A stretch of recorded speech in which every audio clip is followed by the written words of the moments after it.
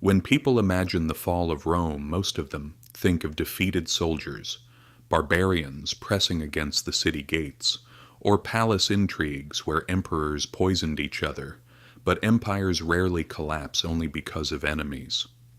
Most of the time they slowly rot from within. And one of the strongest reasons for that is money. Yes, money. The fall of Rome did not come only from wars or corruption. The biggest problem was the collapse of its currency. For centuries, the backbone of the Roman economy was a silver coin called the denarius. It was first minted around 201 BC, and it was made of almost pure silver. People trusted this coin, soldiers were paid with it, merchants traded with it, families saved their wealth with it. Money and the power of the empire were deeply connected. As long as people believed in Rome, they believed in its money. But running an empire is expensive. Armies had to be paid, roads, aqueducts, and cities had to be maintained, and endless wars had to be financed. By the 2nd century, Rome was struggling. Its borders were under pressure. Germanic tribes attacked in the north. The Parthians challenged Rome in the east. And internal rebellions drained resources. Tax revenue was no longer enough, so the government chose a different solution. Instead of raising taxes, they began reducing the silver content of the denarius. At first the change was small. People barely noticed, but slowly the coin lost its purity. During the reign of Augustus, the denarius contained about 95% silver. By the early 3rd century, that number had fallen close to 50%, and later it dropped to less than 5%. A coin that once contained real silver had turned into little more than a bronze coin with a thin silver coating. And that is when the real problem began. Inflation. Money was no longer tied to real value. Prices started rising rapidly.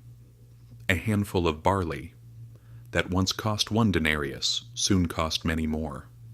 Ordinary people struggled to survive. Soldiers demanded higher wages. Merchants refused weak coins. Many traders began asking for gold instead. Others returned to direct barter, exchanging goods instead of trusting the currency, but the government kept producing more coins. More money entered the economy. But trust kept disappearing, and when trust disappears from money, an economy begins to collapse.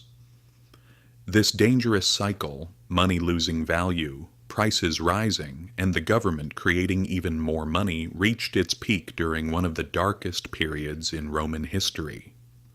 The crisis of the 3rd century, between the years 235 and 284, Rome experienced nearly 50 years of chaos, civil wars, invasions, plagues, and economic collapse. Emperors rose and fell with shocking speed. Some ruled only a few months before being overthrown or assassinated. The government tried desperate solutions, price controls, forced labor, and strict economic regulations.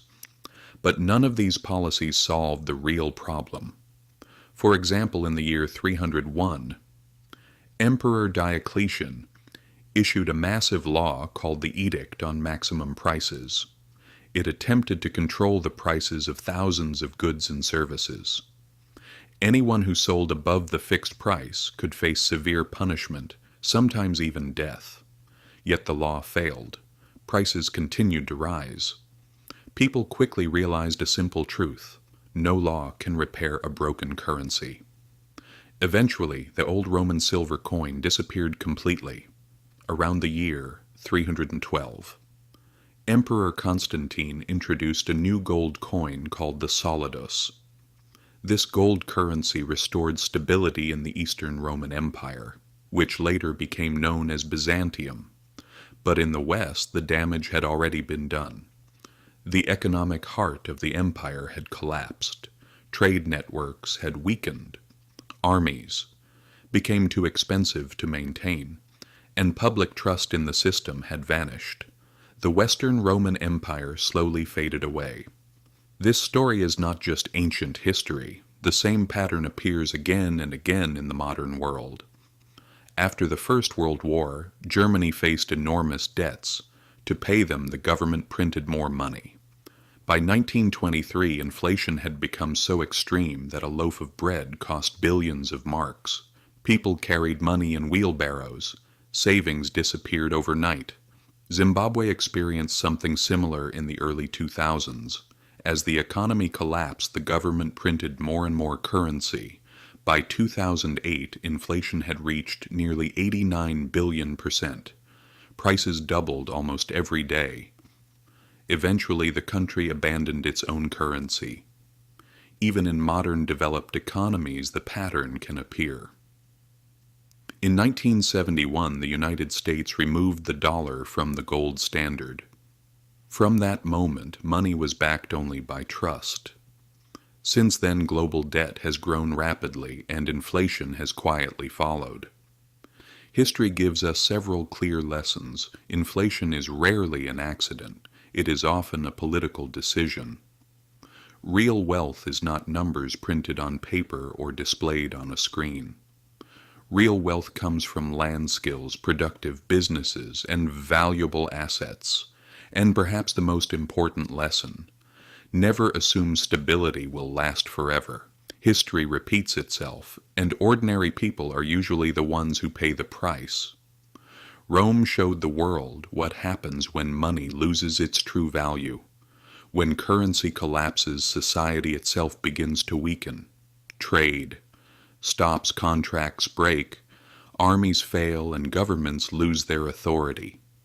The barbarians at the gates may finish the story, but the real killer is almost always inside the treasury.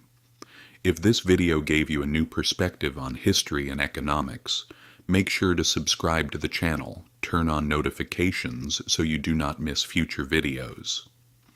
Because history still has many secrets waiting to be discovered, and together we will uncover them.